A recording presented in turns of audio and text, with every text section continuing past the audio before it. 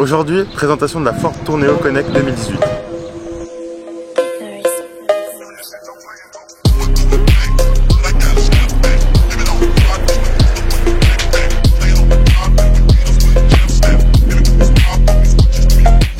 Aujourd'hui, vidéo un peu spéciale, on se retrouve en Turquie. On va présenter nos pieds. Ah, non, plus sérieusement, aujourd'hui, on se retrouve dans un magnifique pays qui est la Turquie. Comme vous pouvez voir sur la plaque d'immatriculation, TR, Turquie, 35 parce qu'on est de la région Izmir. En fait, 35 c'est de la région Izmir, genre c'est comme nous, 88, 54 et tout. Il y a aussi 34 Istanbul. Pourquoi tu vis? Ils ont fait su en passant en moto. Putain, j'aurais dû filmer. Bon, du coup, on va vous ouvrir le capot. Ouais. Voilà le moteur, c'est un 1,5 litre de 120 chevaux diesel boîte manuelle. Ouais. C'est un peu décevant pour la taille de la voiture, un 1,5 litre. Mais apparemment, d'après mon grand-père, il existe en 2 litres. Mais il a préféré le 1,5 litre, mais je crois qu'il a pas eu le choix aussi. Parce que en Turquie, en fait, il y a des taxes. On vous expliquera sur une prochaine vidéo, mais et des taxes. Tu peux pas avoir une voiture. Genre, tu sais que cette voiture, elle est trafiquée, tu sais pourquoi? C'est une 120 chevaux. Et mon grand-père m'a dit, il a fait mettre exprès 90 chevaux sur je sais plus quoi. Sur le papier? Ouais, pour pas que ça. Là, vous la prenez en essence, vaut mieux la prendre en boîte auto, je dirais. C'est mon choix, mais. C'est ton choix, mais qu'est-ce que t'en sais? C'est mon choix, c'est l'émission sur la 25. L'intérieur, en vrai, moi j'aime bien. Même si c'est dommage, franchement, il n'y a pas de GPS, les gars. Le GPS manque, genre, il y a un minuscule écran. En fait. Ah, attends, on rentre. Ce qui est dommage dans la voiture, un peu, c'est. L'écran, quoi, comme Rémi l'a dit. Il existe un plus grand GPS, mais pour vous dire, en fait, cette voiture, elle est construite en Espagne. Et genre, c'est un concessionnaire qu'il a repris en Italie. Et genre, il y a un vendeur turc, il l'a mis sur un site turc pour que tu l'achètes. Et mon grand-père, il l'a commandé depuis l'Italie. Je sais pas si c'est clair, mais. Non. Attends, j'ai mal au bras à force de tenir comme ça, je vais changer. Il y a une petite cachette secrète sur cette voiture. C'est nul. Genre, mais. Nul. Est-ce que là, dites-nous dans les commentaires pour le référencement, est-ce que vous voyez la cachette secrète là? Oui, j'y arrive pas. Ah oui, chaud. Vous avez des pare-soleil gros, tu peux mettre ça à iPad. Ça fait une éclipse le bordel. Là, il y a des. Et on met la caméra. Ah, ça marche pas. Mais du coup, là, il y a des trucs pour mettre. C'est cool. Ouais. Il y a un toit ouvrant qui n'est pas ouvrant, c'est juste. En fait, c'est un toit panoramique. En fait, voilà. Ils font ça beaucoup maintenant, genre, ils s'embêtent plus à faire des toits ouvrants maintenant. Ouais, parce qu'en fait, ils veulent que tu brûles sans pouvoir t'échapper. Voilà. De 20 000 km surtout au compteur, elle est toute neuve la voiture. Il l'a acheté, pour la petite histoire, il l'a acheté 0 km en 2018 à 120 000 TL. Maintenant, tu veux la même. Frérot, qui va comprendre? On va faire une vidéo pour ça, les gars, vous me dites si. Maintenant, attendez, tu veux la même, pour la même année à 0 km, faut compter plus de 500 000 TL. Et encore 500 000, franchement, t'es gentil, mon pote. Mais c'est dû à l'inflation, aux taxes et tout. En fait, on vous expliquera ça dans une prochaine vidéo. Il y a quelqu'un qui m'appelle. Ils sont chers en France, c'est ta mère? Allô? FNM. Après, cette voiture, elle reste quand même très bien équipée. Il y a les capteurs avant, arrière, caméra de recul et tout. Même si, en fait, la caméra de recul est dans le petit rétroviseur à l'intérieur. On vous montrera ça pendant la conduite. Et l'avantage de cette voiture. Pardon, mais ça. Je l'ai écrasé. Tu vois? Avec ton gros corps coulant. En fait, le coffre il est assez gros. En vrai, c'est la voiture où on peut mettre le plus de cadavres, je pense. Dommage qu'il n'y a pas Yanis. Putain, Yanis, on aurait dû te mettre dans le coffre. Noah. Oh, regarde, la caméra elle est ici. Elle est plus petite que sur la trafic.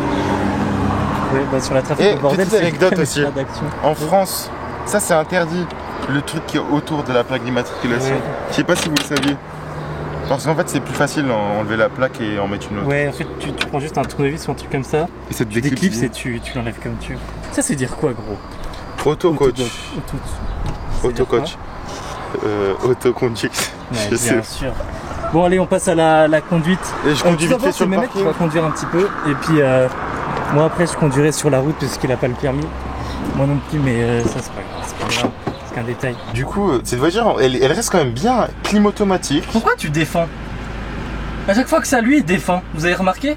C'est à mon grand-père, c'est pas à moi. Ouais, mais à chaque fois que c'est quelqu'un de ta famille, tu défends la voiture. Oui, mais je l'aime bien. Et sois objectif. En vrai, c'est éclaté parce qu'il n'y a pas d'écran tactile, mais sinon le reste, ça passe. Elle est bien optionnée, j'avoue, mais l'écran tactile, vraiment, mais vraiment. Tu sais que c'est un gros bloc comme ça. En 2018, wesh.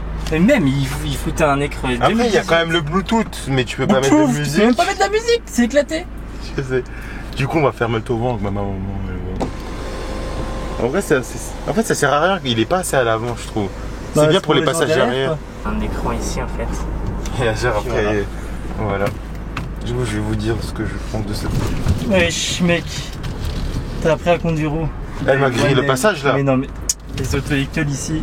Je pense que je vais passer le volant à Rémi parce que on va faire un vrai test de conduite. Il va faire des rupteurs à 6000 tours minute à peu près. Non, c'est faux.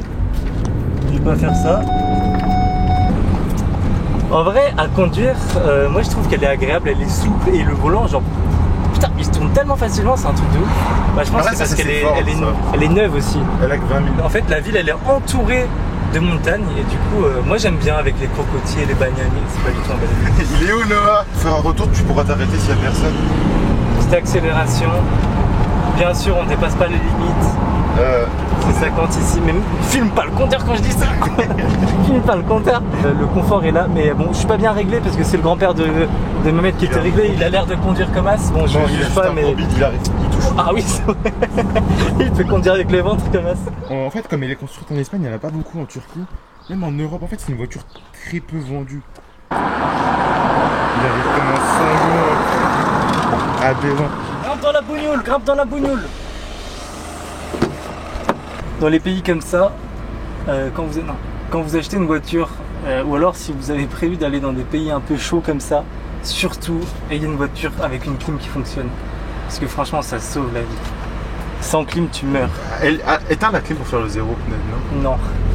On va pas faire de 0 à 100 parce que c'est un pays où la route, c'est pas pareil. Pourquoi il a en contresens ce scooter? C'est normal, c'est pour ça en fait. On peut pas vraiment faire confiance aux gens, même si je me fais confiance à moi-même.